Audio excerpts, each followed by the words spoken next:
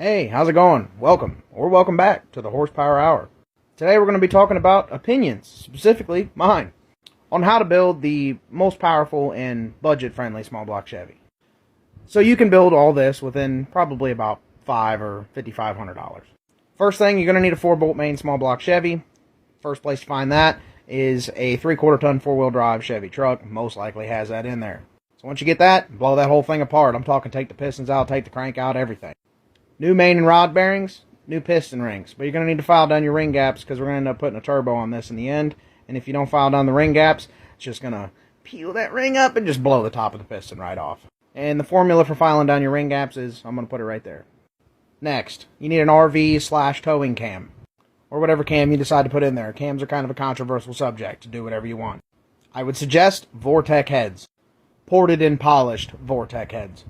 Now you can port and polish them yourself with a simple YouTube video for some guidance, or you just pay some hillbilly to do it and just kind of roll the dice and hope. Either way, you want to port and polish them. Next thing, roller rockers. Depending on what cam you got, you might want a 1.5 ratio, which is a stock ratio, or a 1.6. I would just go with a stock RV cam and run a 1.6. It's going to get you a little extra lift and you're going to be good to go. Next, you're going to need an intake to match your Vortec heads. If you try to use a normal small block Chevy intake, it will not bolt up. So once you've acquired that intake, next we'll need to move on to ignition. Spark.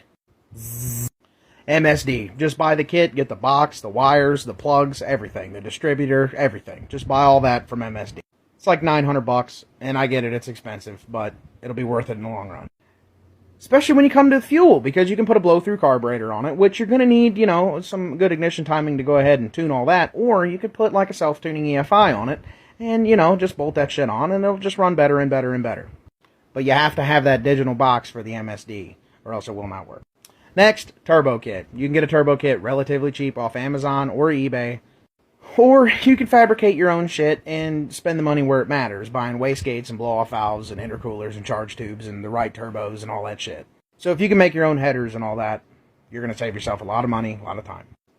So, that's how you get a reliable-ish 450 to 500 horsepower, in my opinion, out of a small block Chevy. But I will leave you with this. There's a way easier answer for around $5,500. Drum roll, please.